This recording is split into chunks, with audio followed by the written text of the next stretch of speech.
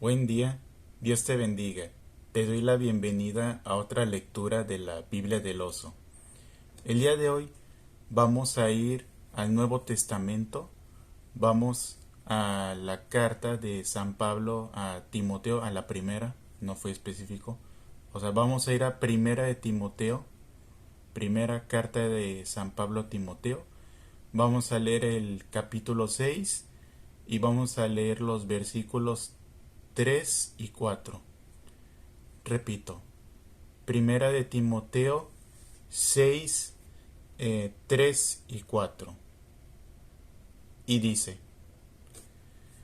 el que enseña otra cosa y no se allega a las sanas palabras del Señor nuestro Jesús el Cristo y a la doctrina que es conforme a la piedad, hinchado es, nada sabe, enloquece acerca de cuestiones y contiendas de palabras, de las cuales nacen envidias, pleitos, maledicencias, malas sospechas.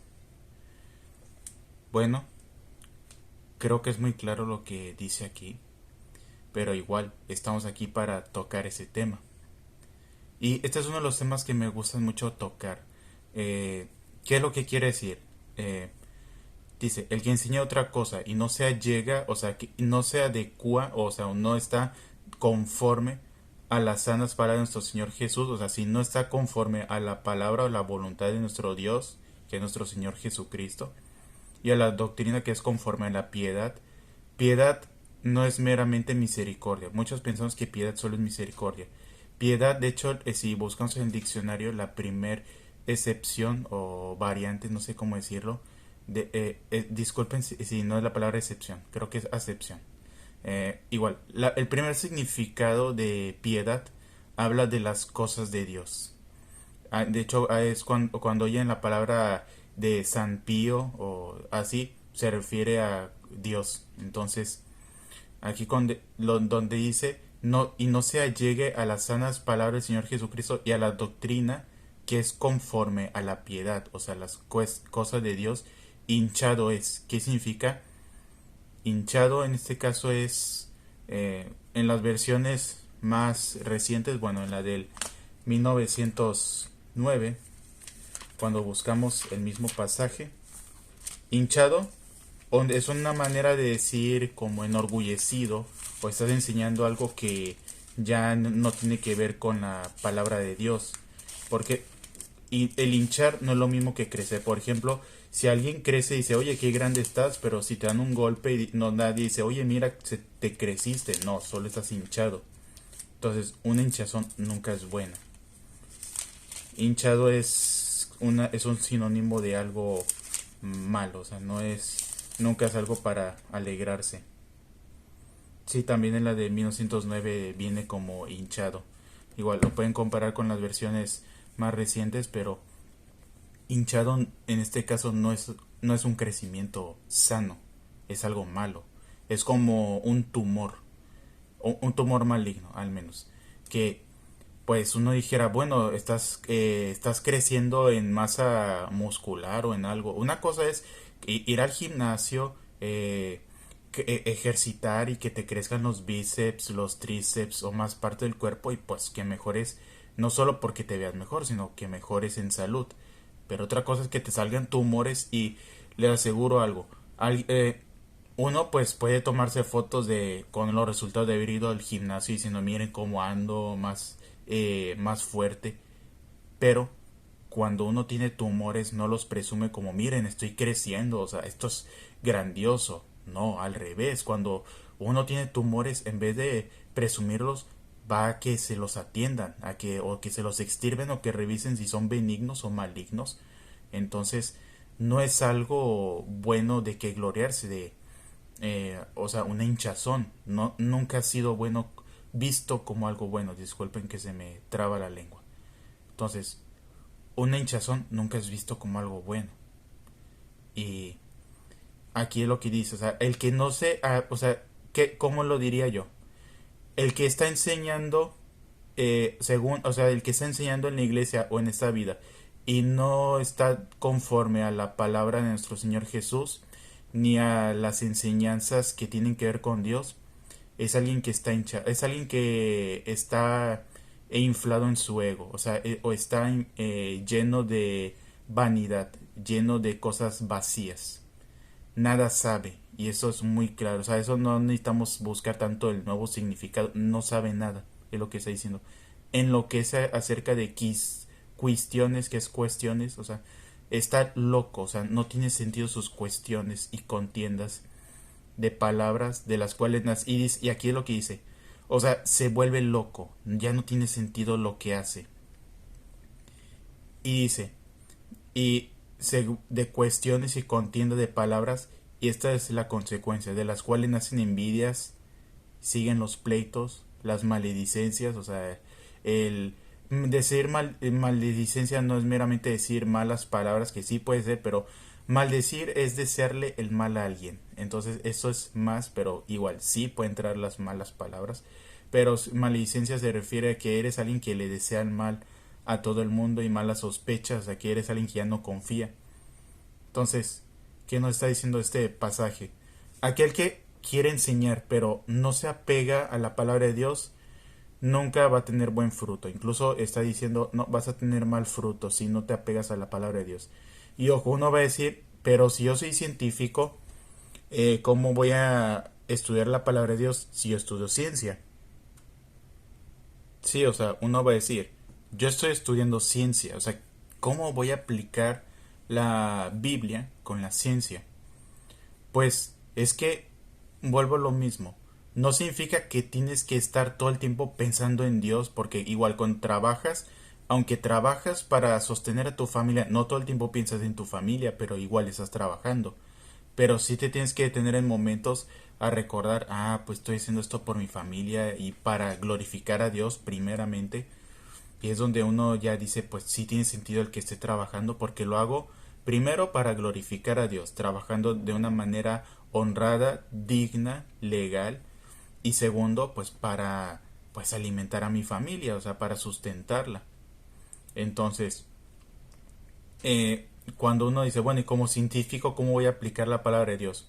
En la ética, o sea, no necesariamente si eres científico tienes que dar un tema teológico, porque si eres científico o médico, químico, no necesitas decir, bueno, como químico voy a estudiar proverbios para encontrar la fórmula de la cura del cáncer. No, pero sí, cuando estudias la palabra te da el sentido ético y moral para hacer lo que haces, porque en la ciencia se puede pecar, claro que sí. O sea, en la ciencia cuando uno con esas cuestiones de que ahora uno quiere promover el aborto y dice es que es científico y no es cierto, o uno quiere decir, bueno, sí se creó todo, pero no necesariamente fue Dios.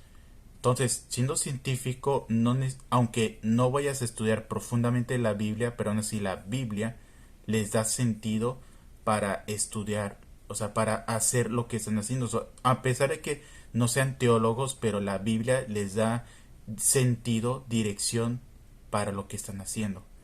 Ahora, eso es para alguien que no sea un teólogo, pero igual le dé sentido. Ahora, imagínense, esto va más dirigido a aquellos que quieren enseñar de Dios, de sus cuestiones. O sea, si yo quiero pretender que voy a enseñar de Dios, voy a predicar de Él, voy a hacer videos de Él. Por eso sí, mi página, si estás viéndolo en Facebook, está mi nombre al revés. Si lo ves en Facebook, entonces verás por qué se llama Biblia del Oso, porque en Biblia del Oso, pues hablamos de la Biblia en esta versión, pero no importa tanto, o sea, lo más importante ni siquiera es que sea la versión Biblia del Oso, lo más importante es estudiar la palabra de Dios al final de cuentas. Por eso, en muchos videos al principio les digo, tienen la opción de que le pongan pausa y puedan buscar este pasaje en la versión que tengan a la mano. E igual podemos estudiar a la par, o sea, no estoy peleado con que no lo debas estudiar en otra versión. Yo prefiero leer esta, y yo ya he dicho, leo la Biblia en 3 versiones, ahora en 4, porque ahora tengo la Biblia de Ginebra, que es la Biblia en inglés, que es el hermano mayor de esta. Y bueno, volviendo al tema, que aunque está interrelacionado, si yo hago estos videos pero no están apegados a la Biblia, incluso sería una contradicción, que yo voy a hacer videos de Biblia del oso, pero no tenga la Biblia. Entonces, ¿qué pasó ahí? O incluso es irónico que alguien diga, soy cristiano, pero no leo la Biblia. ¿Cómo uno puede decir que es cristiano y no lee la Biblia? Si se supone que somos cristianos, ¿qué es cristiano? O sea, yo necesito que definamos qué es ser cristiano. Y no me digan que ser cristiano es ir a la iglesia. Eso es una mentira. Tal vez se la han creído, alguien se los dijo, pero sigue siendo mentira. Ser cristiano no es ir a la iglesia. Ser cristiano es ser seguidor de Cristo. ¿Y cómo sigo a Cristo? Uno va a decir, bueno, pero uno se va a poder lavar las manos diciendo, bueno, ¿y cómo le voy a hacer para seguir a Cristo si Cristo ya no está aquí? O sea, Cristo resucitó, se fue a los cielos y ya no está aquí. Entonces, ¿cómo le hago para seguir a Cristo? A través de su palabra. No tenemos excusa. Sí tenemos la palabra de Jesucristo nuestro Señor aquí en la Biblia. No importa tanto la versión que tengas, excepto que sea la traducción del Nuevo Mundo. Esa sí no la recomiendo definitivamente.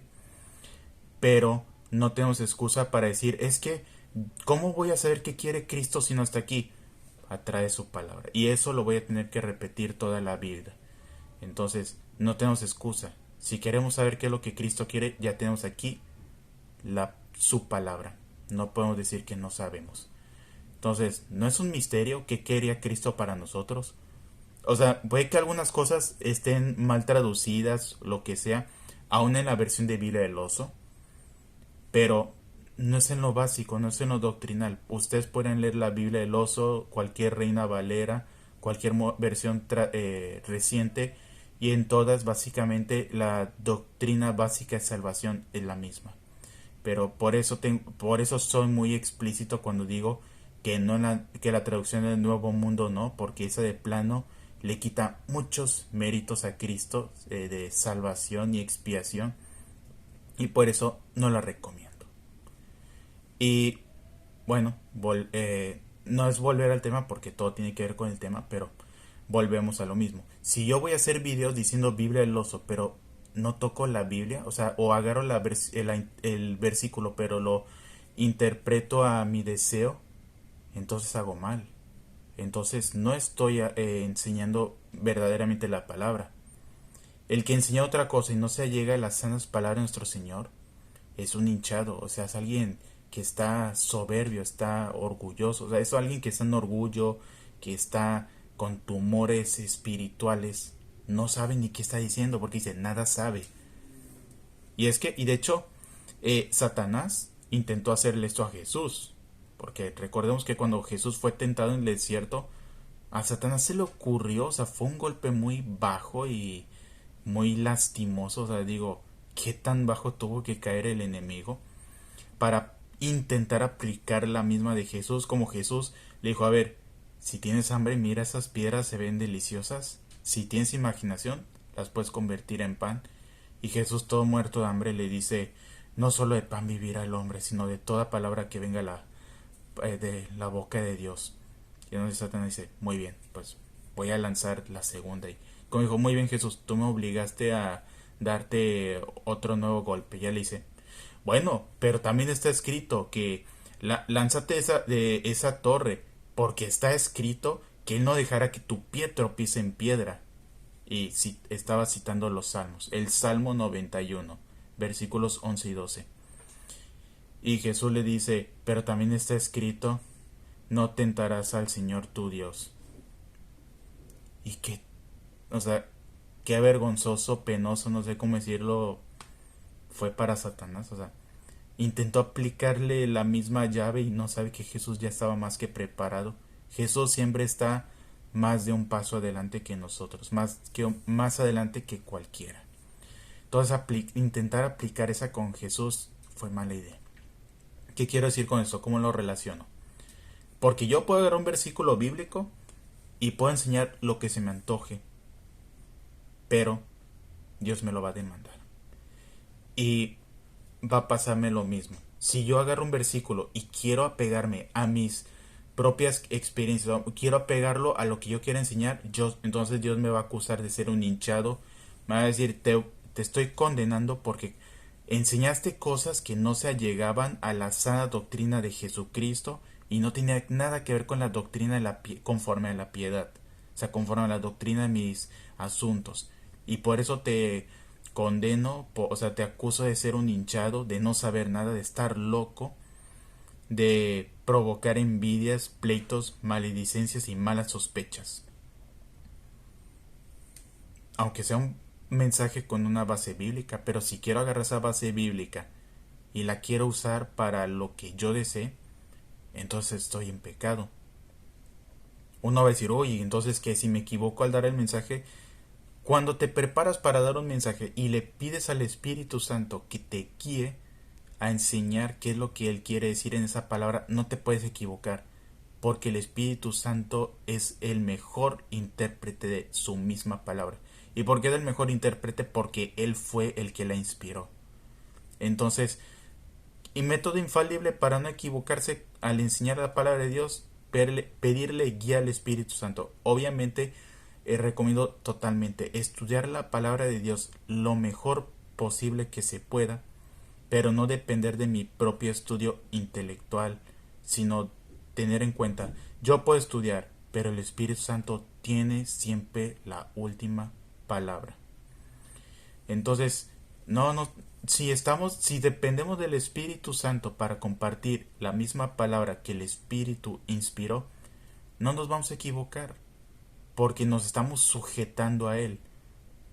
Claro, no nada más va a ser una oracioncita de Espíritu Santo inspira esta palabra. No, es tener una intimidad con Dios a través de su Espíritu y decirle, Espíritu, voy a compartir una palabra, pero quiero compartir lo más apegado a lo que tú quieres. O sea, quiero que tú me digas qué es lo que quieres que yo enseñe. Recordemos que una de las mejores evangelizaciones, o la mejor, que ocurrió en el Antiguo Testamento fue el de Jonás. Y estoy agarrando un ejemplo que alguien va a decir, no es un buen ejemplo.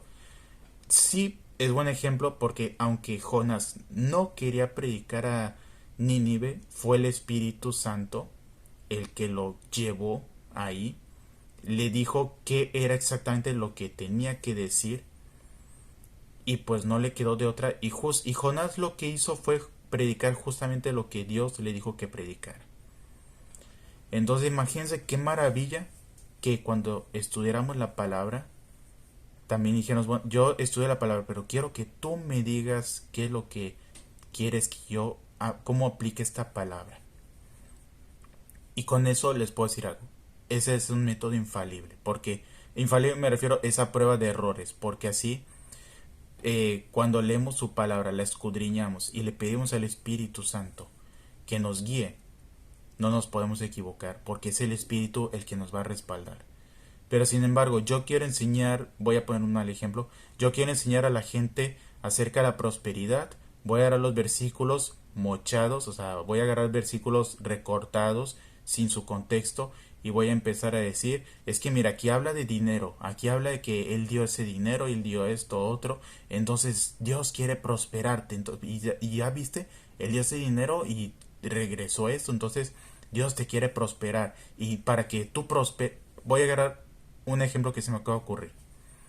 Como el profeta cuando va con la mujer viuda, que le dice, que la mujer viuda dice, ya casi no me queda aceite, o sea, harina para hacer tortas, y el profeta le dice, tú hazme primero una torta y vas a ver que no te va a faltar el aceite.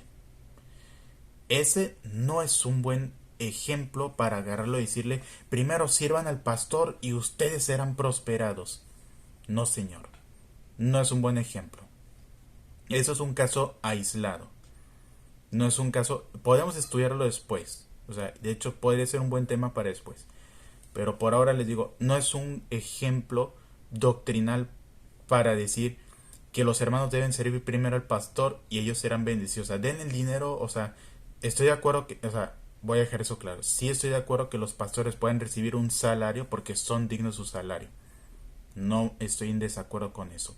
El pastor no vive de oraciones. También come. También gasta dinero. También tiene cuentas que pagar. También tiene electricidad. Lo que estoy diciendo que no se vale es que los pastores se valgan de este pasaje para decir, ustedes denle dinero al pastor para que vean cómo Dios los va a prosperar a ustedes. Esa es una mentira, es una estafa. Y el que aplique esto, Dios se lo va a demandar. No sé si en esta vida o en la próxima, pero Dios se los va a demandar. Porque no se vale hacer ese tipo de estafas y menos en la iglesia. Digo, si quieren hacer estafas, más fácil, no digan que es un hijo de Dios. Digan, me caen bien los cristianos, pero yo no soy cristiano y no me interesa hacerlo. Pero si decíamos que somos cristianos y nos agarramos de hacer este tipo de estafas de un versículo fuera de contexto, no somos verdaderos hijos de Dios. Y eso lo dice San Juan. Dice que el que no ama a su hermano es que no tiene parte con Dios. O sea, no es un verdadero hijo de Dios. No ha dado los frutos. Entonces yo solo estoy dando un ejemplo. No estoy diciendo que no ocurrió eso. Sí ocurrió. El profeta sí le pidió a la mujer que le diera ese pedazo, esa torta que se le hiciera. Y que si se la daba, o sea, y que si le daba primero a comer a él, no le iba a faltar a la comida. Y dicho y hecho, la comida no le faltó. La mujer pudo tener más aceite, no se le acabó el aceite ni la harina y no pasó hambre. Eso, o sea, es una historia maravillosa. Pero quererla agarrar como un ejemplo para hacer una doctrina es el peligro. Porque para que algo sea doctrina, o sea, les voy a decir una regla. Y creo que ya lo he dicho antes, pero nunca está de más repetir. Para crear una doctrina o para establecer algo como una doctrina en la iglesia que provenga de la Biblia, necesitas que al menos venga en la palabra 2 veces. Si algo que queremos considerar doctrina no viene más de una vez, no puede ser considerado. Hay casos muy aislados y no por eso ya queremos agarrarlo y decir, ya es que no. Y voy a hablar de esas doctrinas que no me va a dar tiempo en este video porque miren, ya van 22 minutos y es imposible. Bueno, no es imposible, pero me doy cuenta que los videos largos cansan y pues los entiendo. O sea, yo cuando veo videos también de 30 minutos también me cansan. No, o sea, no los culpo. No estamos hechos tal vez para tanto, tal vez sí. O tal vez lo oigan en audio. Bueno, pero sí es largo. En audio se tolera más, tal vez en video no tanto. Bueno, la cuestión es esta. Que si yo agarro un mensaje, aunque esté en la palabra de Dios, pero yo lo agarro y lo adecuo para enseñar mis intereses, entonces yo aplicaría en el versículo 4 del capítulo 6 de la primera carta de Timoteo. Si yo sería ese hinchado que nada sabe, que está loco, y yo no quiero ser ese. Yo quiero ser el que enseña palabras sanas, allegadas de nuestro Señor Jesucristo y doctrina que es conforme a la piedad. Yo quiero eso. Y no solo cuando esté predicando, no solo cuando esté aquí en Biblia del Oso. Quiero que sea en mi vida diaria. Quiero que sea cuando salga con mis amigos, cuando salga a trabajar o cuando esté solo en mi cuarto. Que todo mi estilo de vida refleje esto. Porque muchos pensarán que esto solo aplica para cuando uno va a predicar al frente. No. Recordemos que vimos en el video anterior. Jesús dice que Él es el alfa y la omega. No dice, yo soy el alfa y la omega son ustedes. No es cierto. De hecho, eso es mentira. No somos ni siquiera segundo lugar. Somos nada. Y doy gloria a Dios porque Jesús se fijó en un nada para salvarlo. Y seguiremos siendo nada, siendo amados por un todo. Y eso es glorioso. Digo, gloria a Dios por el todo que se fijó en nada, que soy yo. Entonces, yo los invito a que que vivamos nuestra vida allegados, o sea, de acuerdo a las sanas palabras de nuestro Señor Jesús y conforme a la doctrina de la piedad, o sea, la doctrina de Dios. Que la vivamos, a que estemos de acuerdo tanto para realizarlo y para seguirlo transmitiendo. ¿Por qué la enseñanza es importante? Porque todos nos vamos a ir, todas las generaciones cambian y hay que seguir transmitiendo la información de generación en generación. y así vamos a evitar ser acusados de lo que nos dice el versículo 4 de este capítulo.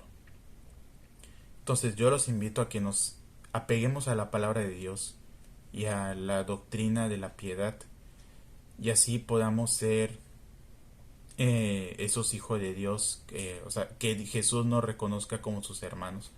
Y es que cuando nos apegamos a la palabra es donde el pecado nos hace, se hace notorio, donde podemos arrepentir de nuestros pecados y Jesús nos puede perdonar.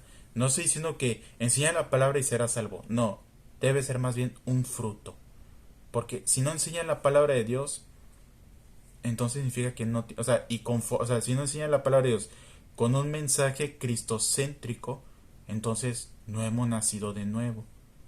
Y esa es la cuestión más importante. Enseñar la palabra de Dios, pero sin un enfoque cristocéntrico. Entonces necesitamos tener una vida cristocéntrica. Y esa vida cristocéntrica solo se puede dar a través de una transformación por medio del Espíritu Santo.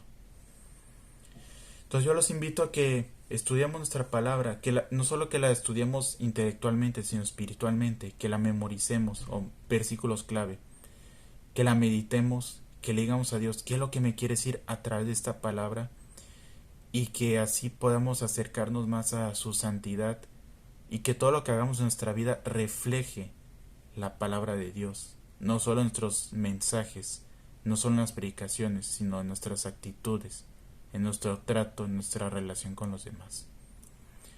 Bueno, hasta aquí termino. Gracias por haber estado hasta aquí. Espero que este video los haya bendecido, que esta palabra los edifique y que puedan compartir esto con los demás, así como yo lo hago con ustedes. Gracias por haber estado hasta aquí. Nos vemos y seguimos estudiando en la próxima Biblia del Oso.